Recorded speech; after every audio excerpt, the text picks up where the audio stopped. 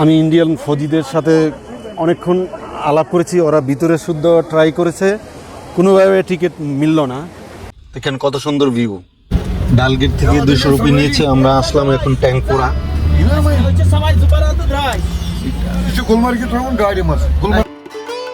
তো এখান থেকে শেয়ার গাড়িতে উঠলাম, জনপ্রতি 100 টাকা নিবে। শেয়ার গাড়ি থেকে নামলাম ট্যাংমার্ট। এখন আমরা ট্যাংমার্ট নেমে সোয়েটার, বুট সবকিছু ভাড়া নিলাম, 300 টাকা নিয়েছে। আর এখান থেকে শেয়ার গাড়িতে উঠলাম 50 রুপি।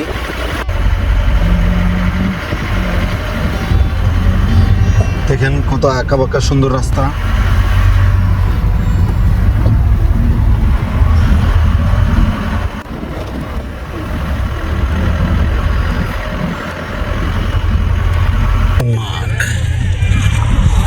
আমরা অলরেডি এসে গেছি গুলমার্গ। দেখেন কি সুন্দর ভিউ, পিছনে শুধু বরফ আর বরফের। আমরা উপরে না যে কি সুন্দর দৃশ্য দেখতেছি উপরে। আমাদের কিন্তু এখানেই এই শেয়ার গাড়িতে পিছনে নামালো, গুলমার্গ সাইনবোর্ডটা এখানে। দেখেন কত সুন্দর ভিউ।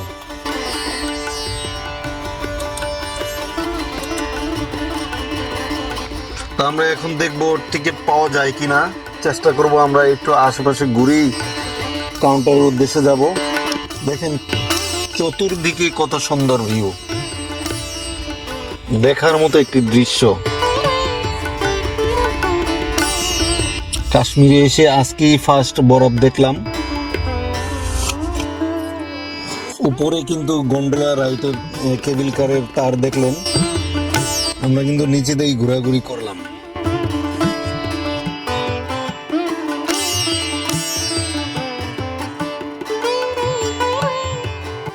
আমি ইন্ডিয়ান ফৌজিদের সাথে অনেকক্ষণ আলাপ করেছি, ওরা ভিতরে শুদ্ধ ট্রাই করেছে, কোনোভাবে টিকিট মিলল না। আমরা এখানে আশেপাশে ঘুরে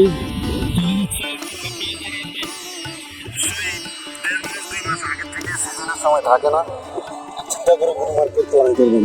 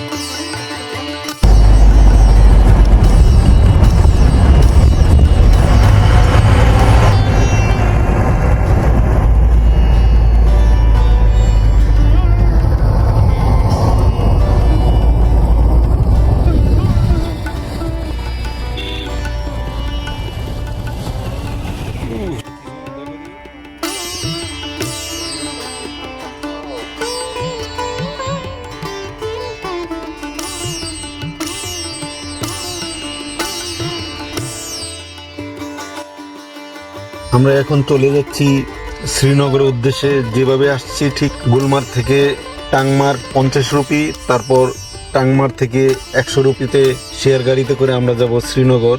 লাল চকের থেকে কিছু শপিং করে আমরা হোটেলে গিয়ে আমরা চলে যাব পেহেলগ্রাম। আমরা অলরেডি হোটেল ছেড়ে দিয়েছি, লাগেজগুলো লকাবে রেখে। ভালো লেগে থাকলে একটি লাইক দিবেন, আর পরবর্তী ভিডিও পাওয়ার জন্য অবশ্যই চ্যানেলটিকে সাবস্ক্রাইব করে রাখবেন। ধন্যবাদ।